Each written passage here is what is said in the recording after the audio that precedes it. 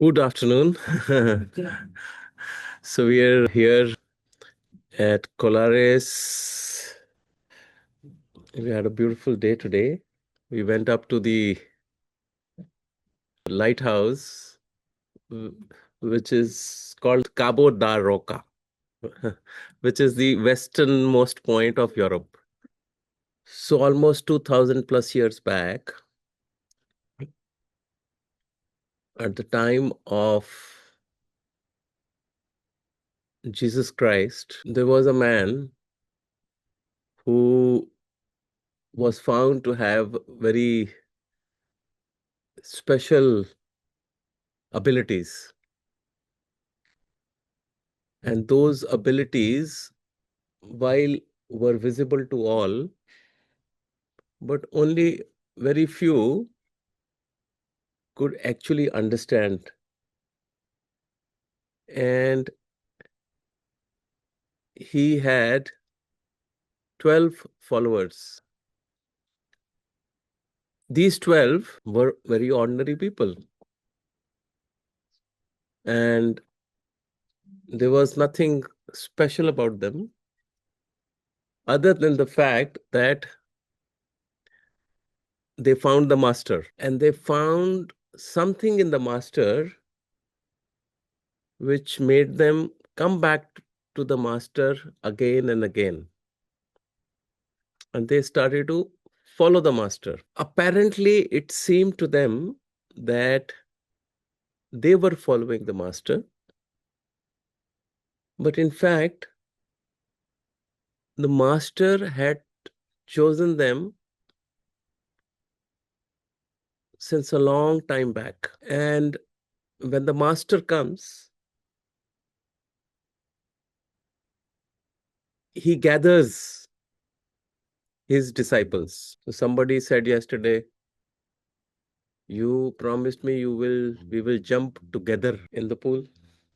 I said, no. I said, I have come together. And so each one knows, the master knows who the disciples are, and the disciples know who the master is. And the disciple feel that they have found the master,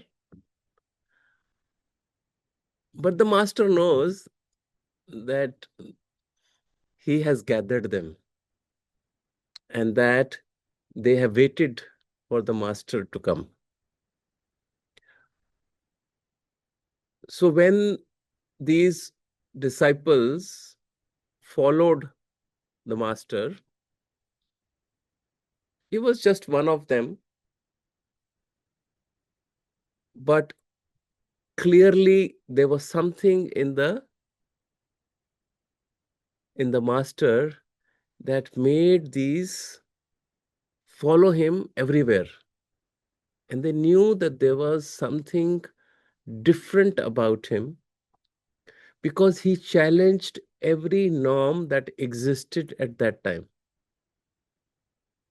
He challenged the ritualism that was followed in that time, and that made him very unpopular because he questioned and he said that what is being followed is not the path of God. And God's path, he said, is the path of love. And the master was like any other master, and he had a very small following, but only in his death, only in his crucifixion,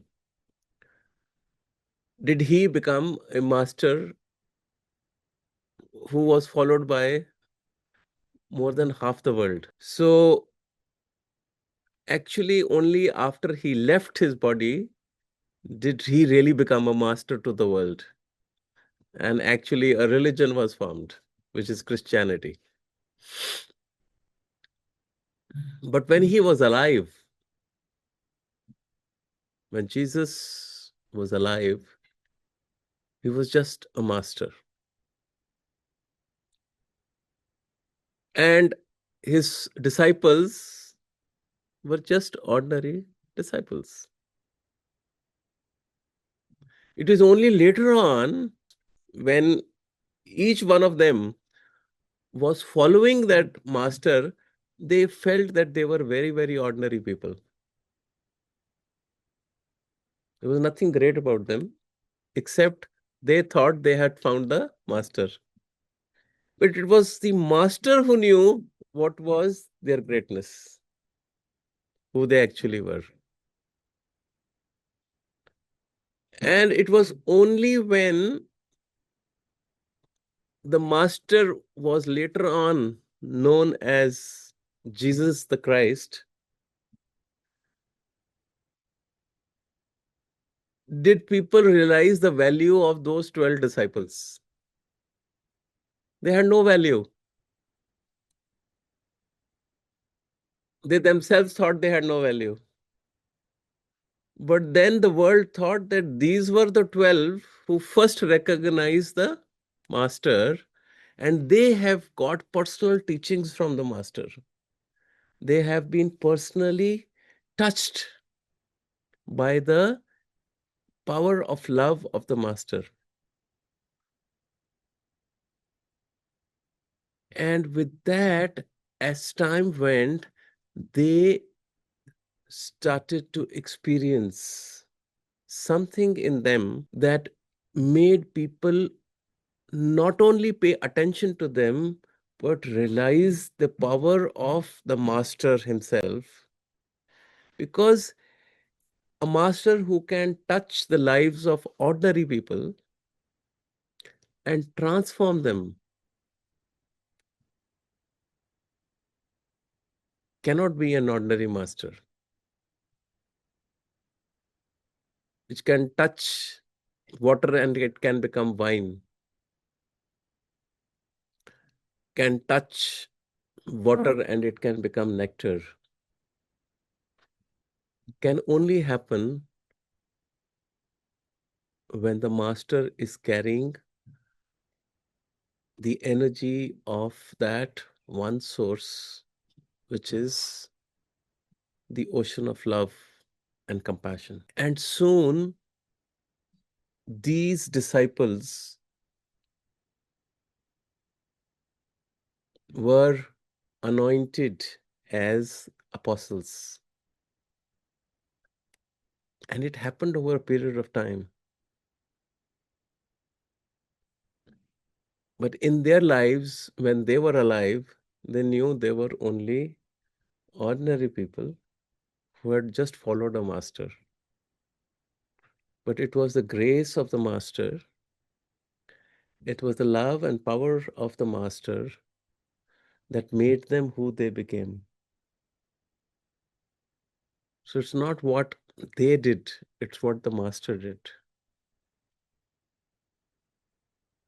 So that's how stories are made, and that's how destinies are written.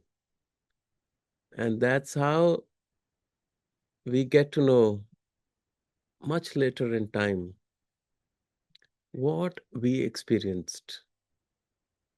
Because human beings, all of us, have a problem that when something happens, we do not understand it. Because we are just too caught up in having a good time, having a cup of coffee and tea and food and laughter. And we forget, we do not understand the power of what we are receiving. But later on, when we sit by ourselves, it dawns upon us what we have actually experienced.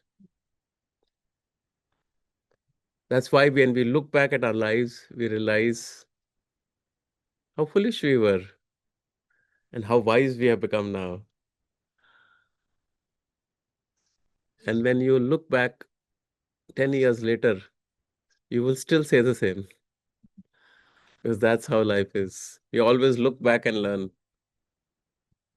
But that's why Jesus said, those who have eyes to see and those who have ears to hear shall know that the truth has been spoken. Because truth does not go here, truth goes here. And in our hearts, we receive that truth. And that is how the story of Jesus the Christ and his 12 disciples, who will later on, the apostles, the ordinary ones, actually happened. And so, in time, another story will be told and will be understood at the right time. For right now, it's just an experience. It's just a moment in time. And those who can recognize that moment, not in the mind, but in the hearts, will know